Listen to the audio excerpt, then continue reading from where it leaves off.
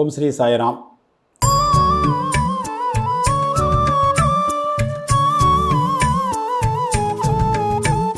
சாயி சரிதம் அத்தியாயம் 15.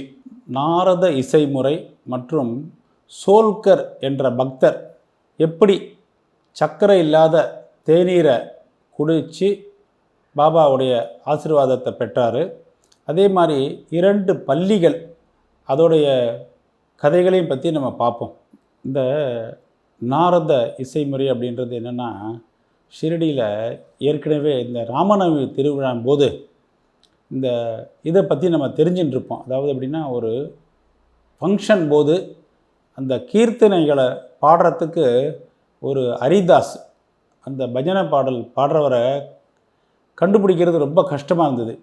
அந்த நேரத்தில் என்ன பண்ணுறாரு, ஒரு ஸ்டேஜுக்கு அப்புறம் பாபா தாஸ்கனு மகராஜையே அந்த பாடகரை நிரந்தரமாக கண்டுபிடிச்சி வருஷம் ஃபங்க்ஷன் நடத்துறதுக்கு அவர்கிட்டயே அந்த பொறுப்பை ஒப்படைச்சிடுறாரு.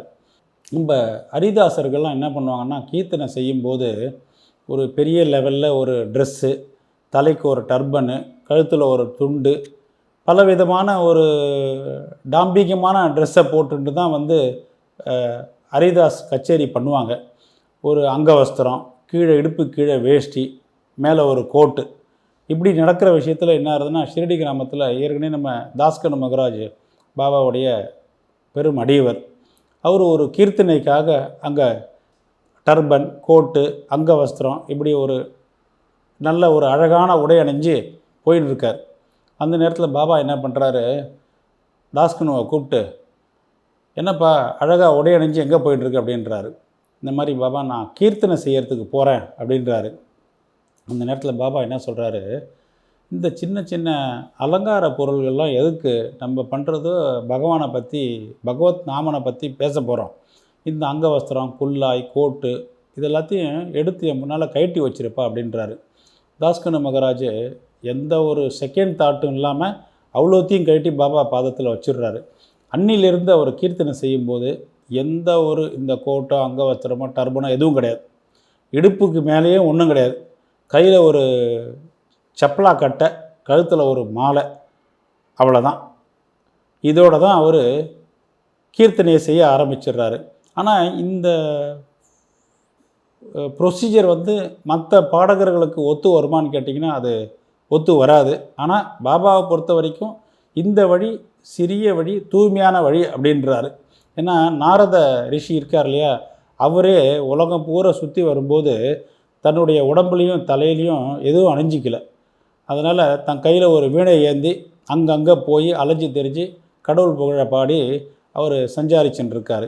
பிரம்மாண்ட நாயகனே, ஷீரடியின் மாமன்னன் நீயே, பிரம்மாண்ட நாயகனே. சோல்கர் அப்படின்னு ஒரு பக்தர் இருக்கார். நம்ம பூனா ஜில்லாவில் அவர் ஒரு கவர்மெண்ட் உத்தியோகத்தில் கோர்ட்டில் ஒரு டெம்பரவரியாக வேலை செஞ்சுட்டு இருக்கார்.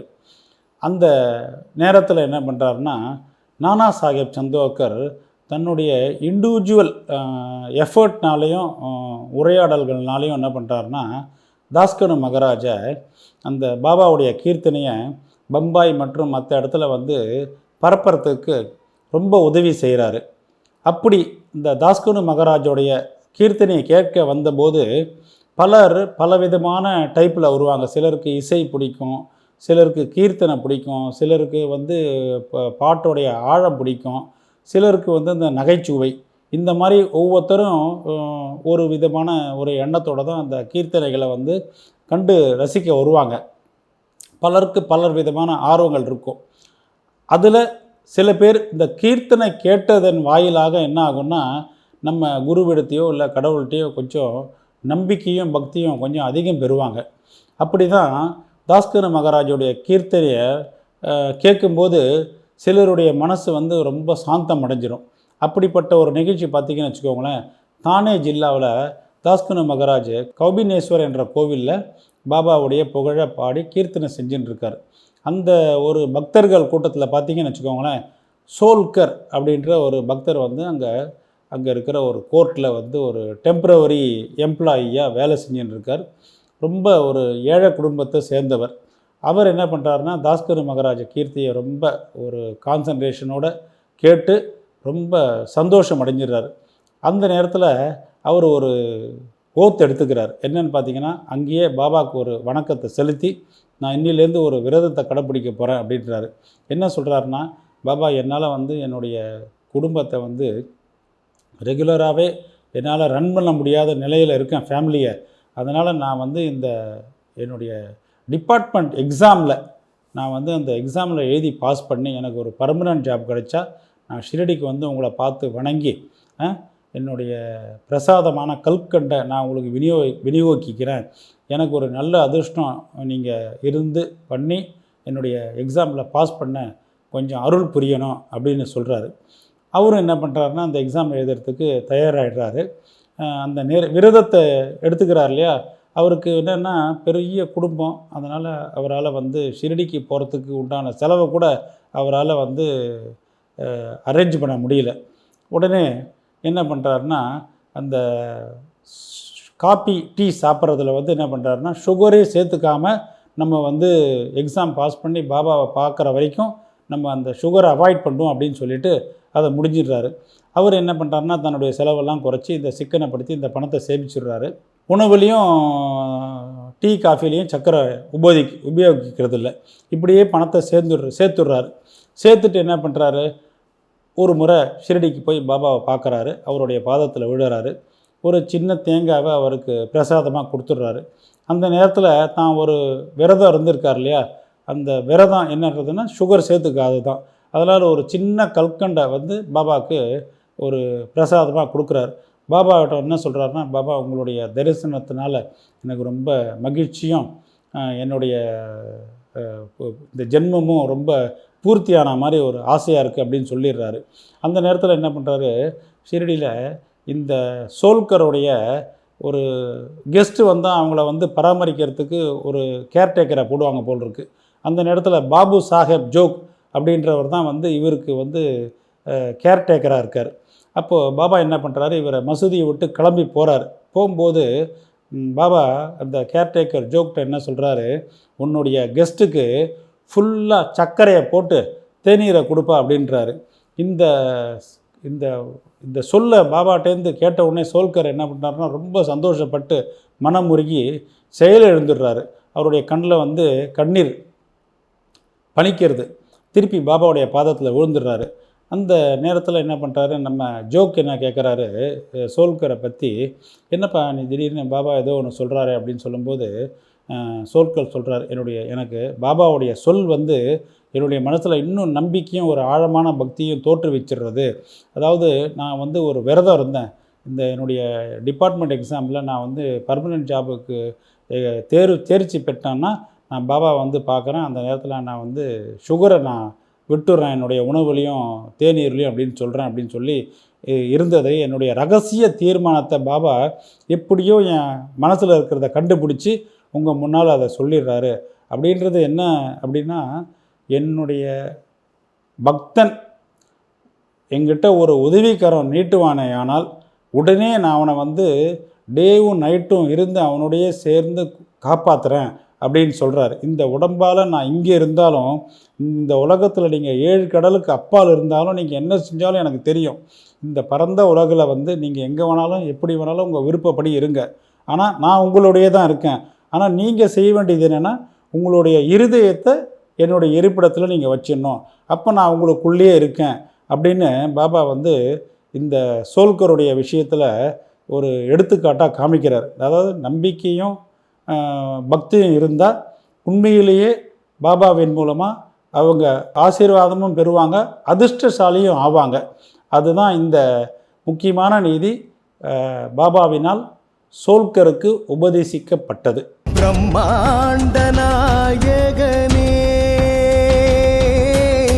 ஷீரடியின் மாமன்னன் நீயே, பிரம்மாண்ட நாயகனே. ஒரு முறை பாபா என்ன பண்ணுறாருன்னா மசூதியில் உட்காந்துருக்காரு. அவருக்கு முன்னால் ஏதோ ஒரு பக்தர் உட்காந்துருக்காரு. அந்த நேரத்தில் ஒரு சின்ன பல்லி வந்து டிக் டிக் அப்படின்னு ஒரு துடிப்பை அந்த இடத்துல காமிக்கிறது. இந்த பக்தர் என்ன பண்ணுறாருன்னா, அவருக்கு ஒரு ஆச்சரியம். பாபாட்ட என்ன கேட்குறாரு, இந்த டிக் டிக் துடிப்பு வந்து நல்லதா அல்லது கெட்டதா அப்படின்னு அவர் பாபா கேட்குறாரு. அப்போ பாபா என்ன சொல்கிறாரு, அந்த பள்ளியோடைய சிஸ்டர் இதை பார்க்குறதுக்கு அவுரங்காபாத்துலேருந்து வந்துட்டுருக்காங்க அப்படின்றாரு. அதனால் அந்த பள்ளி ரொம்ப சந்தோஷமாக இருக்குது அப்படின்றாரு. பாபா சொல்கிறதுக்கும் இந்த பக்தர் என்ன சொல்கிறாரு, சைலண்ட்டாக இருக்கார். என்னப்பா பள்ளி எங்கேயோ இருக்குது, இதோடைய சிஸ்டர் அவுரங்காபாத்துலேருந்து வராங்களாம், எப்படிரா அது அப்படின்னு ஒரு அர்த்தமே புரியாமல் சைலண்ட்டாக உட்காந்துடுறாரு.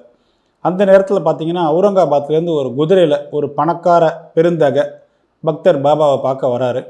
அவர் என்ன பண்ணுறாருன்னா, பார்த்துட்டு அந்த பிரயாணத்தை திருப்பி கண்டினியூ பண்ண விரும்புகிறாரு. ஆனால் அவருடைய குதிரை என்ன பண்ணுறதுன்னா ரொம்ப பசியாக இருக்கிறதுனால அது நகர்றதா இல்லை. அதுக்கு தேவையான அந்த கொள்ளு புல் அதெல்லாம் போடுறதுக்கோசரம் அந்த ஓனர் என்ன பண்ணுறாருன்னா, ஒரு பையை எடுத்துன்னு வந்து அதை தரையில் தூசி போக அடிக்கிறாரு. அதுலேருந்து பார்த்திங்கன்னா ஒரு பள்ளி வெளில வந்து விழுறது.